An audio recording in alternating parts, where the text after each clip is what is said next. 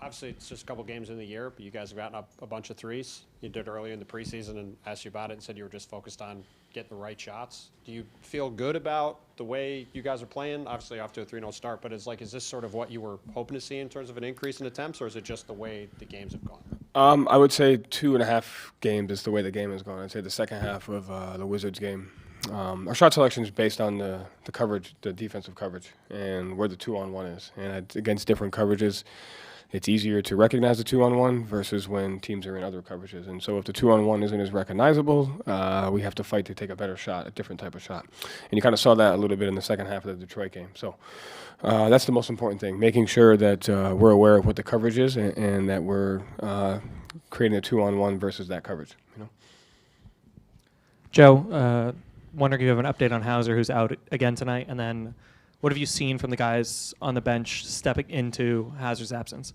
Yeah, just a consistency to our defensive system. I think our offense is still adapting to a couple of those. We're playing probably more double big these first 3 games than we did a lot of times last year. But that's just kind of the personnel that we have. But I think they're doing a good job. So our defensive system is a little bit tricky when it comes to the double big units. We've handled that well, and we just got to continue to work on our execution with those lineups. But the pace at which we're playing, which is fine, as long as we continue to work towards our defense, it's the most important thing. Hey, Coach, first, congratulations on all your success. What are you liking from Jason Tatum so far this season? Just his ability to, thank you, I appreciate that. I just like that he's playing kind of balanced basketball. His potential assists are up. He's not screening as much because he's making some good decisions in pick and roll versus different coverages. So we'll get to that eventually. But just a balanced attack on both ends of the floor and a good awareness to how he's being guarded and working to find where the advantage is, where the 2-on-1 is. So he's good enough to impact the game every night in all statistical areas, and he's got to keep doing that. Yeah, with Jason, played the first quarter and the entire first quarter, the first 2 games, and much of the third. What kind of lift is he giving you guys off the start? He's played the whole first. He gives us a lift when he's out there all the time. He's a good player. I don't know what to tell you.